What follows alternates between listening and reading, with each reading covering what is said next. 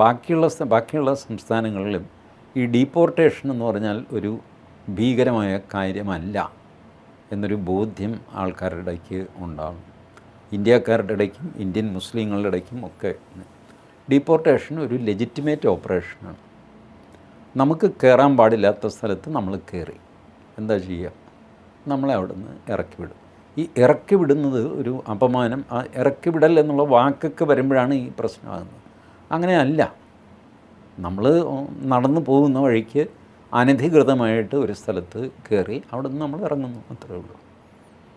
വസ്തുവൊക്കെയില്ല. നമ്മൾ ചിലപ്പോൾ നമ്മൾ വേലി കെട്ടുമ്പോൾ പുറമ്പോക്കിലേക്ക് കയറിപ്പോയി, മനഃപൂർവ്വമല്ല, കയറിപ്പോയി. അപ്പോൾ എന്താ ചെയ്യുക? വേലി പൊളിച്ചിട്ട് പുറകോട്ട് മാറ്റി കെട്ടണം.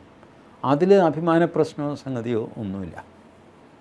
ഇത് കണ്ടുപിടിക്കാനാണ് ഈ കമ്മിറ്റി. അതായത് സഡൻ ഡെമോഗ്രാഫിക് അപ്സർച്ച് എവിടെയൊക്കെ വന്നിട്ടുണ്ട് നോക്കിയിട്ട് അതെല്ലാം ഈ നുഴഞ്ഞു കയറ്റക്കാരാവാൻ സാധ്യതയുണ്ട്.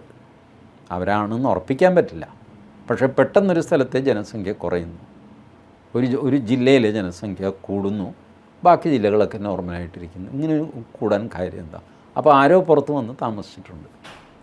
ഈ ലോജിക്ക് വെച്ചിട്ട് അന്വേഷിച്ച് ഇറ്റ്സ് എ ലോങ് പ്രോസസ്സ്. 5, 8, 10 വർഷം എടുക്കുന്ന പ്രോസസ്സാണ്.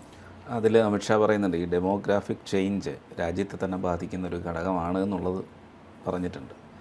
അതെങ്ങനെ കാണുന്നു അതിനെ പൊതുവായി? അയ്യോ, അത് സത്യമല്ലേ? അത് CAA സമരകാലത്ത് നമ്മൾ കണ്ടതാണ്. എവിടെയൊക്കെയാണോ ഈ അൺബാലൻസ്ഡ് ഡെമോഗ്രഫി ഉള്ളത് എന്ന് വെച്ചാൽ പ്ലെയിനായിട്ട് പറഞ്ഞാൽ മുസ്ലിം ജനസംഖ്യ കൂടുതലുള്ളത്, അവിടെയായിരുന്നു ഡിസ്റ്റർബൻസ് കൂടുതൽ. പിന്നെ അവർ അത് ഓർഗനൈസ് ചെയ്ത് ഡൽഹിയിൽ ഏറ്റവും വലിയ സമരമാക്കി എന്നേ ഉള്ളൂ. അതർവൈസ് ഡിസ്റ്റർബൻസ് കൂടുതൽ ഈ മുസ്ലിങ്ങൾ കൂടുതലുള്ള ഏരിയയിലായിരുന്നു.